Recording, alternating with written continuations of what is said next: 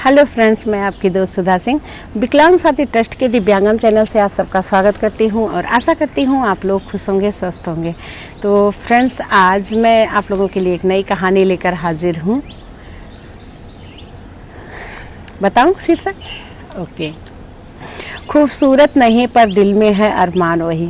खूबसूरत तो नहीं पर दिल में है अरमान वही, किसी परी से भी कम नहीं, वो सांवली सी लड़की। तो फ्रेंड्स, आज मेरी कहानी का शीर्षक है वो सांवली सी लड़की। अक्सर जब हम शादी के लिए लड़कियों को देखने जाते हैं तो कभी कभी ऐसा होता है कि किसी को किसी के कलर के हिसाब से रिजेक्ट कर दिया जाता है, कभी किसी को किसी प्रॉब्लम के कुछ पसंद नहीं आता है, उसकी वजह से रिजेक्ट कर दिया जाता है। तो हम रिजेक्ट तो कर देते हैं, लेकिन वहाँ पर हम ये बात नहीं सोचते हैं कि उस लड़की की मनोदशा, उस लड़की की मानसिक स्थिति पर कितना गलत प्रभाव पड़ा होगा। वो लड़की सोचती होगी कि काश मैं खूबसूरत होती तो आज ये लोग मुझे मना ना करते, और मैं सिर्फ गोरी नहीं हूँ या सिर्फ मेरा कलर सांवला है इस वजह से लोग मुझे नहीं पसंद करते हैं, या उसका पति अगर उसके कलर की वजह से उसे कुछ भला बुरा कहता है तो भी उसे बुरा लगता है कि आज मैं गोरी होती तो आज मैं बहुत खूबसूरत लगती। तो ये सारी बातें एक लड़की की मनोस्थिति पर बहुत प्रभाव डालती हैं और अक्सर ये चीज़ें समाज में होती हैं। तो आज मैंने उसी चीज़ को दर्शाया है, उसी बात को अपनी कहानी में लिया है, और वो सांवली सी लड़की। पर एक चीज़ मैं यहाँ पर ये भी कहना चाहूँगी कि हमें, चाहे हम सांवले हों, गोरे हों या कुछ हमारे अंदर कमी है, हमें कभी किसी से कम खुद को नहीं आंकना चाहिए। हम जैसे भी हैं उस ऊपर वाले की पुतले हैं, बनावटी पुतले हैं। तो हमें अगर ऊपर वाले ने जैसे भी हमें बनाया है, हमें स्वीकार करना चाहिए कि हाँ, हम अच्छे हैं। हम जब चाहे हमको कोई पसंद करे ना पसंद करे वो बात अलग है, लेकिन हमें खुद को पसंद करना चाहिए कि हम खुद के फेवरेट हैं। तो मैं सारी लड़कियों से कहना चाहती हूँ कि काले हो, गोरे हो, सांवले हो या कुछ कमी है तो लोगों को कहने देते हैं ना, हम हम खूबसूरत हैं, इस बात को हम ध्यान रखते हैं। और लोगों को भी ये चीज़ें नहीं कहना चाहिए, क्योंकि किसी भी इंसान के हाथ में नहीं होता है कि वो खूबसूरत दिखे या ना खूबसूरत दिखे।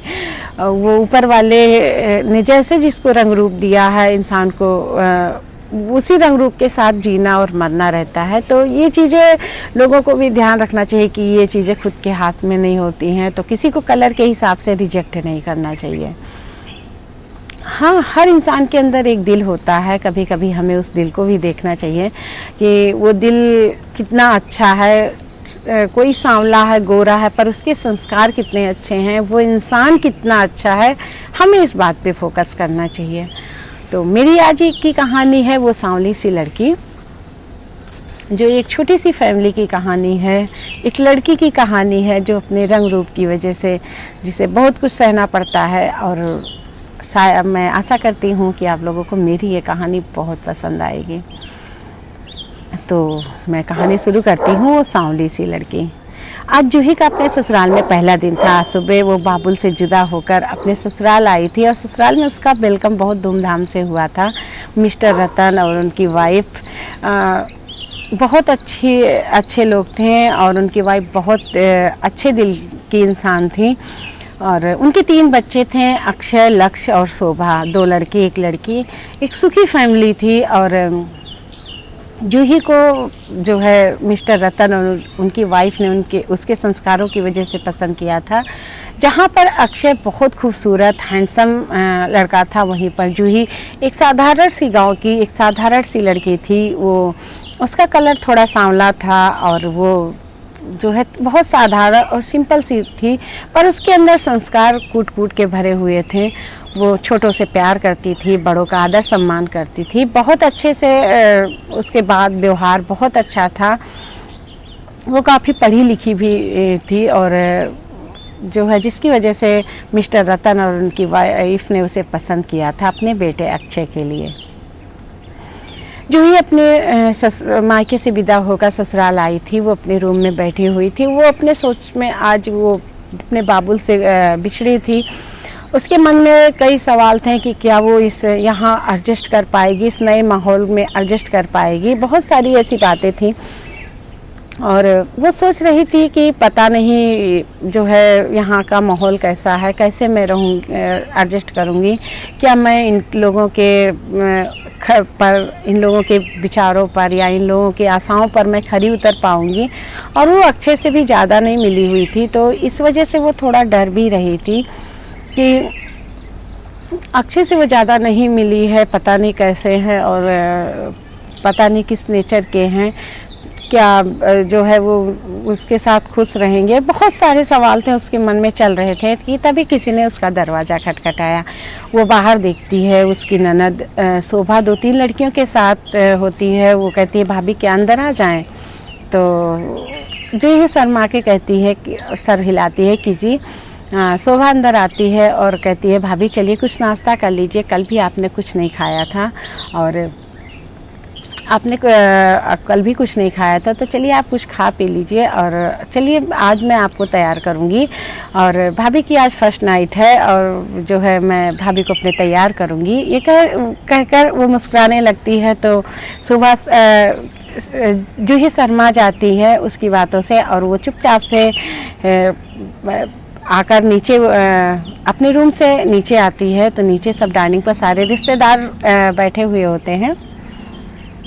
वो शर्माई सी सकुचाई सी चेयर पर बैठती है डाइनिंग टेबल पर और लोग उसे हंसी मजाक भी करते हैं और जो उसके रिश्तेदार होते हैं उससे बातें भी करते हैं। सबके हाँ और ना में जवाब देती है सर हिला के और बहुत शांत से बैठी रहती है। तभी उसकी सास कहती हैं कि बेटा कुछ खा लो।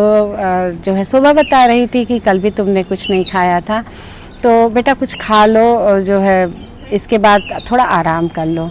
तो वो थोड़ा सा नाश्ता करती है और फिर शोभा लाकर उसे रूम में छोड़ती है। कहती है भाभी आप आराम कर लीजिए, फिर मैं आपको तैयार कर देती हूँ। वो थोड़ी देर आराम करती है। शाम को शोभा आती है, उसे खूब अच्छे से तैयार करती है। वो बहुत खूबसूरत लग रही होती है और वो शर्माई सी सकुचाई सी अपने बेड पर बैठी हुई होती है। वो अपने पति अक्षय का इंतज़ार कर रही होती है और उसके मन में कई तरह के सवाल चल रहे होते हैं। वो थोड़ा सहमी हुई थी, थोड़ा डरी हुई थी कि पता नहीं अक्षय जी कैसे हैं, क्या है। और जो है थोड़ा सा वो मन में भी खुश थी, थोड़ा अपनी नई ज़िंदगी के इंतज़ार में थी कि जो है सब कुछ सही ही होंगे। और पता नहीं क्या क्या बातें उसके मन में सब सारी चल ही रही थी कि वो उसकी नज़र घड़ी पे जाती है। तो वो देखती है कि रात के करीब 2 बज चुके हैं पर अक्षय अभी नहीं आया। वो थोड़ा सा सहम जाती है कि क्या बात है, अभी अक्षय जी नहीं आए हैं। पर वो उसका इंतज़ार करती रहती है और इंतज़ार करते करते न जाने कब उसकी आंखें लग जाती हैं और तकिए को सिरहाने रखकर वो उसकी आंखें लग जाती है, वो सो जाती है। सुबह करीब 6 बजे किसी ने उसका दरवाज़ा खटखटाया। तो वो हड़बड़ा के उठती है और नीचे उतर के दरवाजे के पास जाकर देखती है तो अक्षय खड़ा होता है। वो दरवाज़ा खोल के किनारे हो जाती है। अक्षय कहता है सॉरी जूही जी, मुझे थोड़ा लेट हो गया और जो है मुझे थोड़ा लेट हो गया, मेरे दोस्तों ने रोक लिया और जो है आप ये बात किसी से घर में कहिएगा नहीं, देखिए ध्यान रखिएगा, ये बात किसी से कहिएगा नहीं। ये कहते हुए ऑर्डर देते हुए लिहाजे में वो थोड़ा उससे बोलता है। तो जूही हाँ में सर हिलाती है और एक किनारे हट जाती है। अक्षय आकर बेड पे सो जाता है। जूही अपने कपड़े निकालती है, वॉशरूम में जाती है, वहाँ पर खुद को फ्रेश होकर बाहर आती है। वो खूब एक बहुत प्यारी सी साड़ी पहनती है और बालों में कंघी कर हल्का सा मेकअप करके वो नीचे आ जाती है। नीचे जब शोभा उसे देखती है तो कहती है भाभी मैं तो आपको जगाने आ रही थी, मुझे पता है कि आप आज तो रात भर सोई नहीं होंगी। तो इस पर वो मुस्कुरा देती है। वो शोभा उसे हमेशा छेड़ती रहती है। तो वो शोभा कहती है कि आप इतनी जल्दी कैसे तैयार हो गई, मम्मी कह रही थी कि भाभी को जगा दो जाके और मैं आ ही रही थी आपके पास। तो वो कुछ नहीं बोलती, वो कहती है कि दीदी मंदिर कहाँ है, मुझे पूजा करना है। तो इस पर शोभा कहती है आइए मैं ले चलती हूँ आपको, और वो मंदिर में ले जाती है जहाँ पर जूही मंदिर की साफ़ सफाई करती है और भगवान को नहलाती है और अगरबत्ती लगाकर वो आरती करती है और एक आरती गाती है। उसकी आवाज़ इतनी मीठी होती है कि पूरे घर में एक पॉजिटिव एनर्जी की तरह वो पूरे घर में फैल जाती है। सब लोग जो सो रहे होते हैं वो उठकर मंदिर के पास आते हैं और शोभा की मम्मी बहुत खुश होती हैं। उन्हें अपने फैसले पर बहुत नाज होता है कि उन्होंने एक बहुत अच्छी बहू चुनी है और उसकी इतनी मीठी आवाज़ से सब लोग मंदिर में आके खड़े हो जाते हैं। वो मंदिर पर वो आरती गाती है, इसके बाद सबको प्रसाद देती है। प्रसाद देने के बाद वो अपनी सास को सबके पैर भी छूती है। सबके पैर छूकर वो जैसे ही अपनी सास के पास आती है उनके पैर छूती है और प्रसाद देती है। उसकी सास उसका माथा चूम लेती हैं और कहती है कि बेटा बहुत सुंदर तुमने भजन गाया भगवान जी का और तुम साक्षात देवी सरस्वती का आवाज़ है तुम्हारे गले में और तुम हमेशा ऐसे ही रहना। वो बहुत खुश होती है, उसे गले लगा लेती हैं। और सबको प्रसाद देने के बाद जूही कहती है कि दीदी किचन कहाँ है, मुझे बता दीजिए, मैं सुबह के लिए कुछ नाश्ता बना लूँ। तो इस पर शोभा कहती है भाभी कुछ नहीं बनाना है आपको, आप सिर्फ कुछ भी मीठा बना लीजिए, हलवा या खीर कुछ भी बना लीजिए। और अभी आप क्या बनाएंगी, अभी तो आप नई दुल्हन हैं, इतने लोग हैं, हम लोग सब कुछ कर लेंगे, अभी आप कुछ मत बनाइए। वो शोभा जूही के साथ किचन में आती है, दोनों मिलकर शोभा जूही जो है हलवा बनाती है और वो सब मेहमानों को सर्व करती है। सब लोग बहुत खुश होते हैं, उसे नेक भी देते हैं और सब लोग बहुत तारीफ़ करते हैं कि इतना अच्छा हलवा बनाया, कितना स्वादिष्ट है बहू के हाथों में। और इस पर उसकी सास अक्षय की मम्मी खुशी से एकदम प्रफुल्लित हो जाती हैं कि उन्हें बहुत गर्व होता है कि उन्होंने अपने घर के लिए एक बहुत अच्छी बहू का चुनाव किया। वो बहुत खुश होती हैं। और इसके बाद फिर उसकी मम्मी पूछती हैं कि बेटा अक्षय कहाँ है और क्या अभी वो जगह नहीं। तो इस पर शोभा फिर मजाक करती, भाई कहाँ जगेंगे इतनी जल्दी, मम्मा आप भी, और जो है अभी तो वो सो रहे होंगे, क्यों भाभी। तो इस पर वो शर्मा जाती है, कहती है जी हाँ मम्मी जी भी सो रहे हैं। तो इस पर उसकी मम्मी कहती हैं कि तू बहुत शैतान हो गई है और जो है तुम्हें शर्म नहीं आती है, भाभी से ऐसे बात करती हो, ऐसे मजाक कर रही हो और तुम्हें शर्म नहीं आती है, तुम चुप रहो और मेरी बहू को मत परेशान करो। तो सब लोग मुस्कुराने लगते हैं उनकी बातों से। और सब लोग नाश्ता करने के बाद फिर शोभा जो है जूही को उसके रूम में कहती, भाभी आप चले जाइए, थोड़ी देर आराम कर लीजिए, आज सारे मेहमान आएंगे और आपको तैयार होना है, आज आपका रिसेप्शन है। जूही अपने रूम में जाती है, वहाँ पर अक्षय सोया रहता है। वो थोड़ी देर बैठती है, फिर जैसे ही अक्षय की आंखें खुलती हैं वो देखता है कि जूही रूम में है। वो तुरंत अपने कपड़े निकालता है और वॉशरूम में जाकर तैयार होता है और नीचे चला जाता है बिना कुछ उससे बोले हुए। जूही थोड़ा सा उसके मन में कुछ सवाल चल रहे होते हैं, फिर वो सोचती है कि काम काज का घर है, शायद इसी वजह से ये इन्होंने कुछ ना बोला हो। फिर वो उस बात को टाल देती है कि हो सकता है कि मेरे मन का कुछ कोई भ्रम हो। और शाम को पार्टी के लिए पूरा घर सजाया जाता है और पार्टी चल रही होती है। जूही को भी ब्यूटिशियन तैयार करती है, वो बहुत खूबसूरत लग रही होती है। सांवला रंग होने के बावजूद भी वो बहुत ज़्यादा सुंदर लग रही थी। पार्टी लान में चल रही होती है, तभी जूही जैसे ही लान में कदम रखती है तो अक्षय के दोस्त कहते हैं कि देख अक्षय भाभी कितनी खूबसूरत लग रही हैं। तो वो मन में कुछ बुदबुदाता है, एक बार एक नज़र यूँ देख के इसके बाद अपनी नज़र फेर लेता है। और इस तरह फिर पार्टी जब ख़त्म होती है रात में और जूही अपने रूम में आती है, वो आराम कर रही होती है, तभी अक्षय आता है और वो जो है सोफे पर सोने जाने लगता है। तो इस पर जूही कहती है कि जो है जूही कहती है कि आप सोफे पर मत सोइए, आप बेड पे सो जाइए। तो इस पर अक्षय कहता है कि तुम जहाँ पे हो तुम वहीं पर सोई रहो और मुझसे ज़्यादा मत कुछ बोलो, और तुम तो इस घर की लाडली बहू हो ना, तो तुम जो है जहाँ पर हो वहीं पर हो, मैं अपना देख लूँगा कि मुझे कहाँ सोना है, कहाँ रहना है। जूही समझ नहीं पा रही थी कि उससे क्या गलती हो गई है, अक्षय उससे ऐसे क्यों बात कर रहा है, और वो तो ज़्यादा उससे मिली भी नहीं है और अक्षय की पसंद से ही शादी हुई है। उसके दिमाग में ढेर सारी बातें चल रही थी कि पता नहीं क्या है, और तो वो इसी सोच में थी। और अक्षय को लग रहा था, अक्षय भी गुस्सा था जूही से, और उसे लग रहा था कि ये पता नहीं गांव की लड़की है, इसके पास कोई ये थोड़ा सा अजीब सी है, क्योंकि उसके दिमाग में ये बातें थी कि शहर की लड़कियां थोड़ा एडवांस होती हैं, गांव की लड़कियां थोड़ा सा एडवांस नहीं होती हैं। तो ये सारी बातें उसके दिमाग में थी। ऊपर से जूही सांवली थी, जिसकी वजह से वो जूही को देखना नहीं चाहता था। उसे लग रहा था कि ये सांवली है और मेरे साथ चलेगी तो मेरी बेइज्जती होगी, मेरे दोस्तों की वाइफ इतनी सुंदर सुंदर हैं और मेरे साथ ये चलेगी तो अच्छा नहीं लगेगा, और ये गांव से है तो ये उसी तरह व्यवहार भी करेगी। यही सारी बातें थी जिसकी वजह से वो जूही से दूर दूर रहता था, और जूही ये बातें समझ नहीं पा रही थी। वो सोच रही थी कि उससे ऐसी क्या गलती हो गई है, क्यों अक्षय जी उससे इतना दूर दूर रह रहे हैं, और आखिर वो बता भी नहीं रहे हैं। बहुत सारी बातें थी, और अक्षय सोचता था कि ये मम्मी पापा की पसंद है तो मम्मी पापा ही ये मतलब इनका वो करें, और मुझसे नहीं मतलब। उसने अपनी सिर्फ मम्मी पापा की पसंद से शादी किया है, और उनकी मम्मी पापा को एक बहू चाहिए था जो लाके उसने दे दिया है। अब उसकी जिम्मेदारी ख़त्म। पर ये बातें जूही नहीं जानती थी कि ये सारी बातें अक्षय के मन में चल रही हैं। वो अब खुद की गलती दे रही थी कि उसने ऐसा क्या गलत कर दिया है।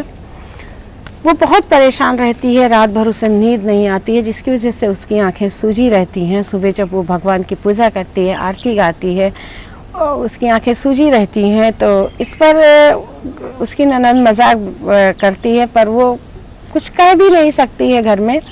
और दूसरे दिन जो है उसका पगफेरा रहता है, वो मायके के लिए जाने के लिए तैयार होती है।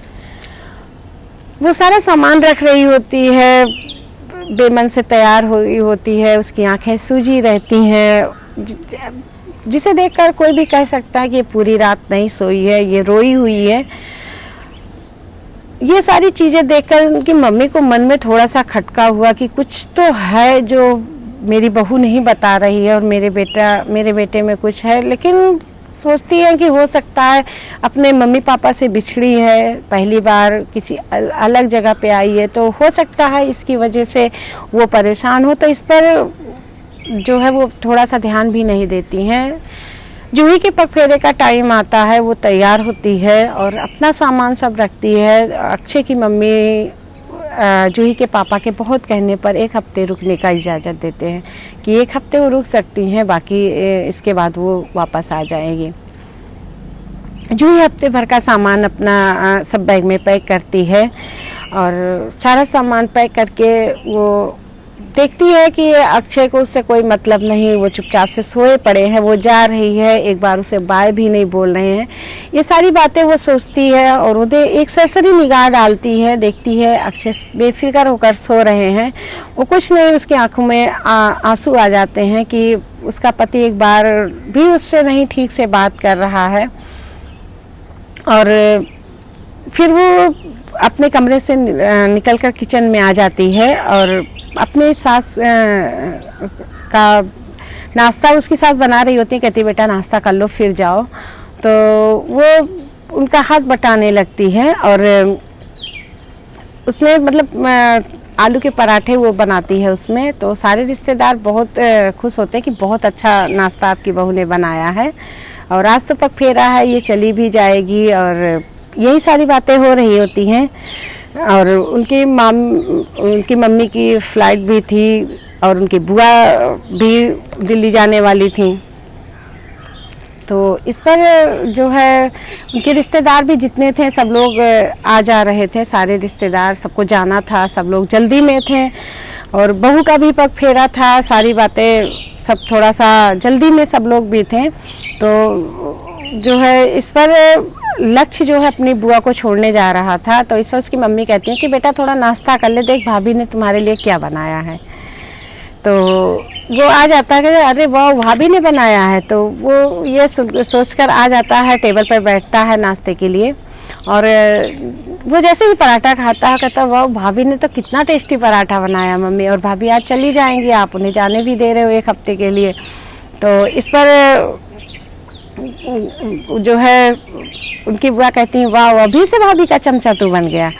तो लक्ष्य कहता है कि बुआ जी मेरी भाभी जिस चीज़ को छू लेती हैं उस चीज़ में जादू आ जाता है। इन्होंने कल हलवा बनाया था तो भी बहुत टेस्टी था, आज पराठा बनाया है तो वो भी बहुत टेस्टी है। तो बुआ जी उसकी थोड़ा सा चिढ़ाने के अंदाज में कहती हैं कि तू तो आते ही भाभी का चमचा बन गया, और इस तरह जो है तू तारीफ करेगा तो तेरे भैया गुस्सा करेंगे, मजाक भी थोड़ा करती हैं। तो इस पर सारे रिश्तेदार हंसने लगते हैं। तो इस पर उसकी जो मामी जी रहती हैं वो कहती हैं क्या हुआ हीरो, तुम्हारा चेहरा क्यों इतना लटक गया है।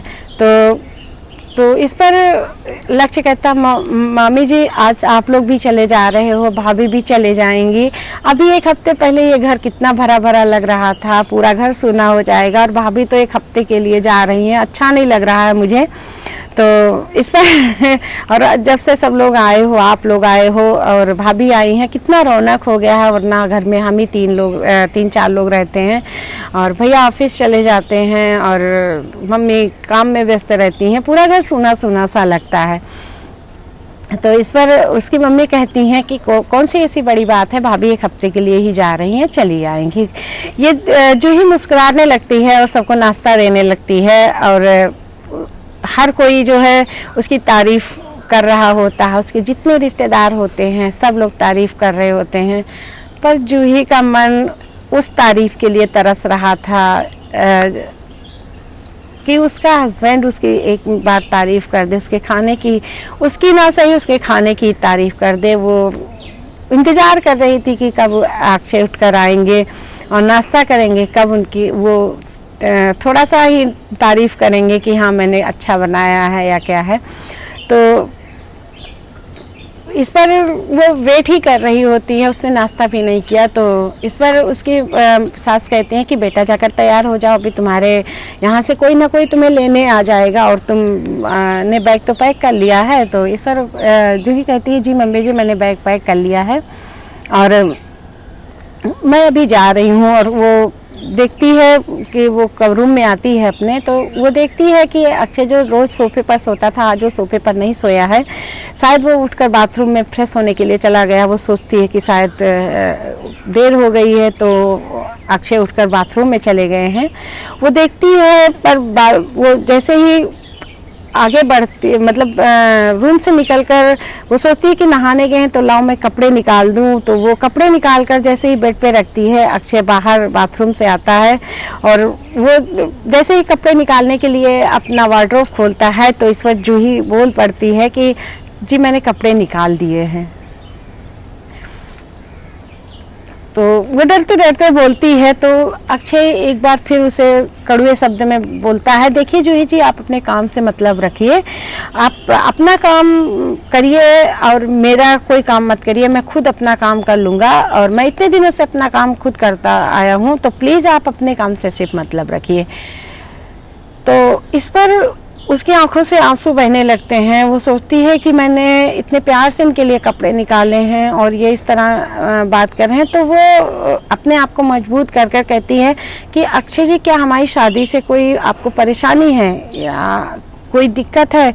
मैं जब से इस घर में आई हूँ आप मुझसे कटे कटे रहते हैं, क्या आप इस शादी से खुश नहीं हैं? जूही सारी बातें एक ही सांस में बोल देती है और इस पर जो है अक्षय एक टूक जवाब देता है जो उसके दिल को चुभ जाता है। अक्षय कहता है, देखिए जूही जी आप मम्मी पापा की पसंद है, आप उन्हीं की सेवा कीजिए और मुझसे थोड़ा दूर रहिए, आप मेरी पसंद नहीं हैं। मैंने जो शादी की है सिर्फ मम्मी पापा के लिए की है, मैंने अपने लिए शादी नहीं की है। तो आप मेरे मम्मी पापा की जो पसंद है तो आप उन्हीं की सेवा कीजिए, उन्हीं की प्यारी बहू बन के रहिए, आप मुझसे कोई उम्मीद मत रखिए। तो फ्रेंड्स, आप लोग देखिएगा कि आगे इस स्टोरी में क्या होता है। क्या अक्षय जूही को अपनाता है या जूही पहले फेरे में ही अपने मायके चली जाती है, और ऐसा क्या होता है कि उसके घर वाले जूही का सपोर्ट करते हैं कि नहीं करते हैं। ये सारी बातें आप मेरी कहानी भाग 2 में सुनिएगा। वो सांवली सी लड़की एकदम बिल्कुल कभी कभी ये चीज़ें समाज में जब मैं देखती हूँ तो बुरा भी फील होता है और एक कष्ट होता है कि सिर्फ कलर की वजह से, या सिर्फ अगर आपके मम्मी पापा आपके लिए कोई लड़की पसंद करते हैं और वो लड़की आपको नहीं पसंद है तो आप उसी वक्त बोल दीजिए कि मुझे ये शादी नहीं करनी है, मुझे ये लड़की नहीं पसंद है। पर शादी करके किसी लड़की को लाकर उसके बारे में फिर कोई राय बनाना, ये चीज़ें गलत हैं। और मैं सबसे कहना चाहती हूँ कि प्लीज़ आप लोग उस लड़की की भी मनोस्थिति को समझिए। वो लड़की भी आपके साथ सफ़र करती है और समाज उसे ही ताना देता है कि तुम निभा नहीं पाई होगी, जिसकी वजह से तुम्हारे पति ने छोड़ दिया, फैमिली ने छोड़ दिया, बहुत सारी ऐसी बातें होती हैं। तो मैं आप लोगों से आशा करती हूँ कि कभी भी किसी को कलर की वजह से या किसी अगर उसके अंदर कोई कमी है तो अगर आप जब शादी करने जाते हैं तभी आप ये चीज़ डिसाइड कर लीजिए कि मुझे करना है या नहीं करना है। बाद में आप उसके लिए कुछ गलत बोलिए, ये चीज़ गलत बात है। तो फ्रेंड्स, मैं वो सांवली सी लड़की कहानी 2 को भाग 2 को फिर अगले सैटरडे में लेकर हाजिर होती हूँ। तब तक के लिए मुझे आज्ञा दीजिए। नमस्ते। और मेरी कहानी को प्लीज़ लाइक कीजिएगा, शेयर कीजिएगा, सब्सक्राइब कीजिएगा हमारे चैनल को, कमेंट भी दीजिएगा प्यारे प्यारे। मैं इंतज़ार करूँगी। मैं आप सबके कमेंट पढ़ती हूँ, मुझे बहुत अच्छा लगता है और मैं आप सबके कमेंट का जवाब भी देती हूँ। तो फ्रेंड्स, प्लीज़ आप लोग मेरी कहानी सुनिए। अगर आप लोग को पसंद आता है तो please like, comment and share. और मैं फिर मंगल को सैटरडे में आप लोगों से मिल रही हूँ, भाग 2 लेकर हाजिर हूँ। और बताइएगा कहानी मेरी कैसी है, वो सांवली सी लड़की ज़रूर बताइएगा।